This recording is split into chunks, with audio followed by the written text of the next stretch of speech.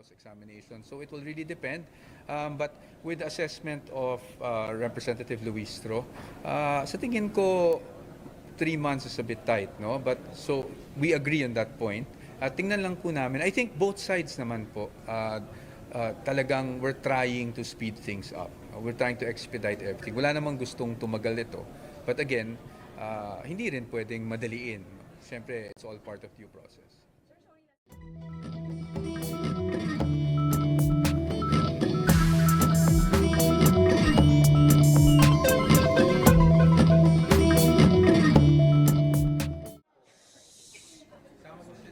Sir, yung taller na lang po yung dalawang size.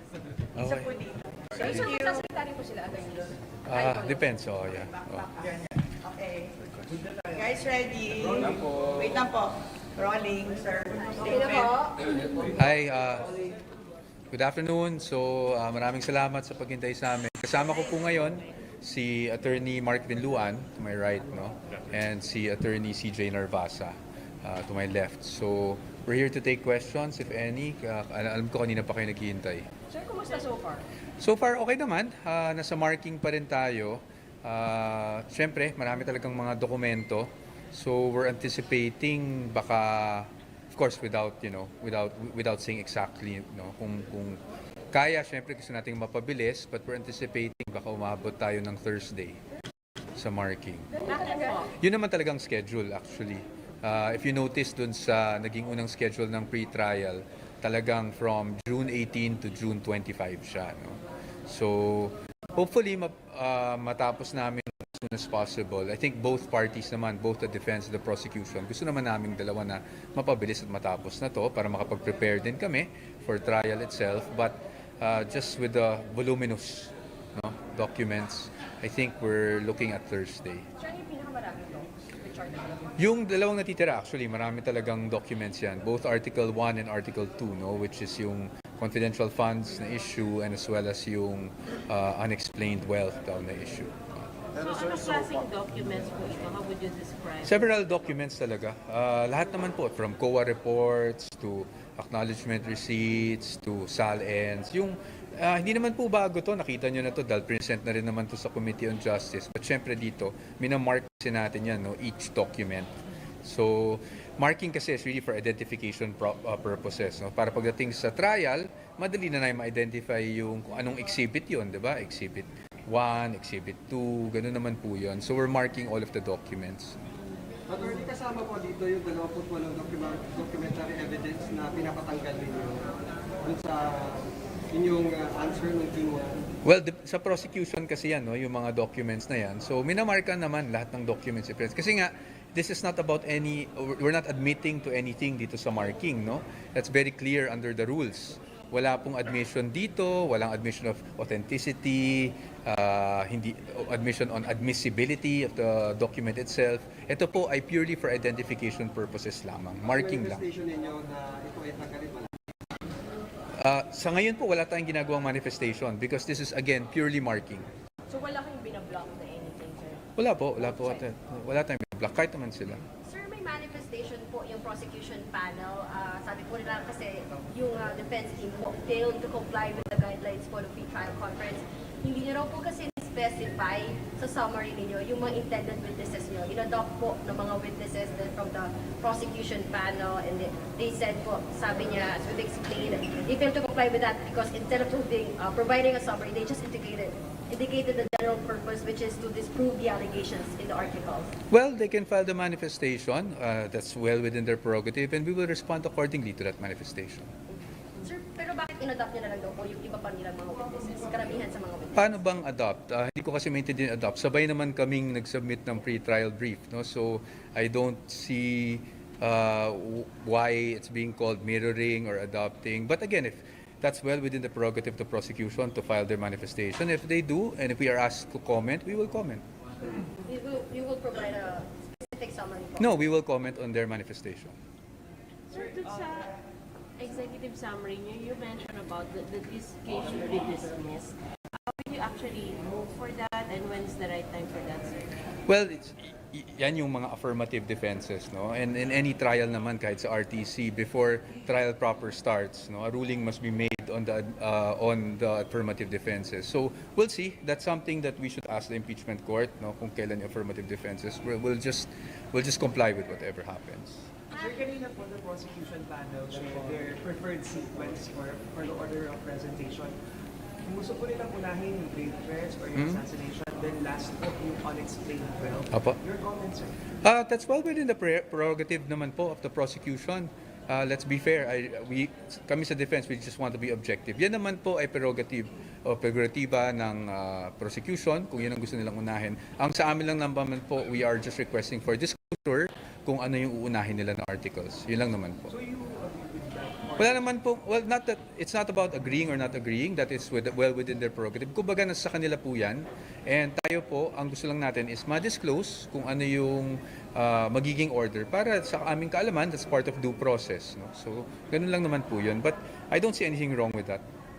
Sir, may comment ba kayo doon sa, noon na sinabi ni Bang spokes sa Prosec na tunog lata yung pre-trial brief ninyo, wala daw po talaga nga in general denial na ang mga isa.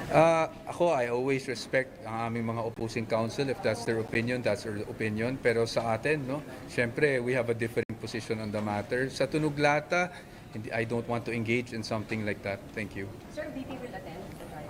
Again, parati namin sinasabi kung kinakailangan. Last two po, Attorney, your comment, sabi ni Congressman Jervil kanina, kaugnay dun sa pinapatanggal yung mga documentary evidence, bahagi daw talaga ng proseso yung pagsusumite ng mga ebidensya kahit kasama pa siya dun sa nabasurang complaint ng impeachment.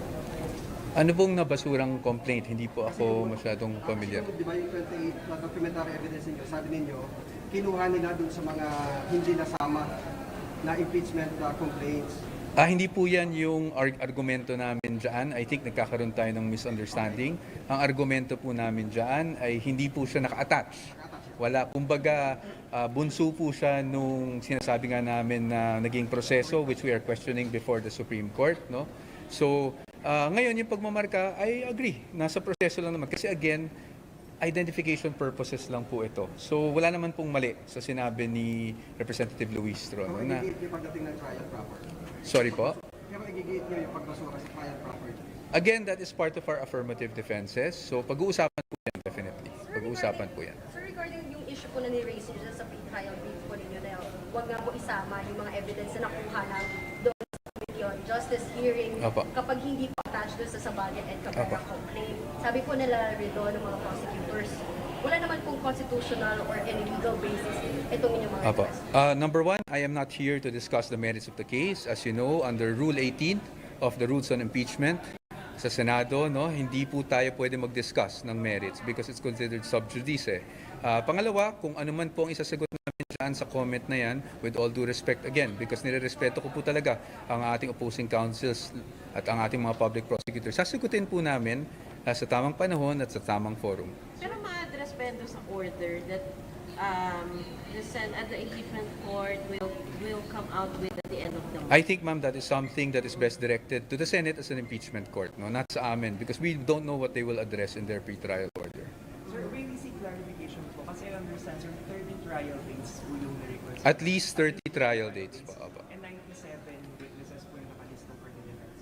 Sir, kasi kanina po parang pinunto yung legal spokesperson, parang why did you request for 30 trial dates when you have 97 Sir, I'll cut you there. We do not discuss matters on legal strategy. Secondly, it's at least 30 trial dates. Third, the burden of proof never shifts, and it will all start with the prosecution. No? So we will have to wait and we will only respond to whatever evidence they present. Sir, last na po on the timeline. Sabi po kasi ni Congresswoman Lubistro kanina, sa tingin niya daw po hindi kakayanin ng 3 buwan yung trial. Sa tingin ko rin, actually. Sa tingin ko rin. So I think we agree with that. But again, wag nating sabihin na with certainty yung mga bagay na yan dahil hindi talaga natin alam. Siyempre, it will depend on the number of witnesses they will be presenting. It will depend on yung pace. No? Hindi naman natin matatime kung gaano katagal ang direct examination, gaano katagal ang cross-examination. So it will really depend. But with the assessment of Representative Luistro, sa tingin ko, 3 months is a bit tight, no? But so we agree on that point. Tingnan lang po namin. I think both sides naman po talagang we're trying to speed things up. We're trying to expedite everything. Wala namang gustong tumagal ito. But again, hindi rin pwedeng madaliin.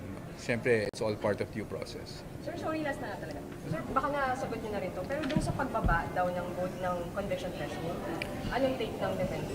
Hindi kami makakuha kasi wala pa namang posisyon yung Senate sitting as an impeachment court regarding that threshold. Of course, we have our own position, but we'll have to wait for the Senate first. I think it's premature for us to say anything at this point dahil wala pa namang categorical. Kumbaga, haka-haka lang po lahat ng And nangyayari. on Senator Cheese being possibly the presiding officer, okay sa inyo? Well, sa amin po, wala naman kami, kumbaga, nasagot ko yan last week. It's something that is internal to the Senate. So, sa ngayon, kung sino man ang presiding officer, we will see first. No? Titingnan namin kung meron bang paglabag sa konstitusyon o sa kung anong batas. Kung wala naman po, we're ready to face whoever presiding officer it is. No? Kasi I think that is something internal at the moment. Sir, the process, yung defense team po, nag-raise na agad ang issue about the threshold, yung 2/3. Ano po ba yung inyong stand on that? No, as I said, it's premature for us to really say that.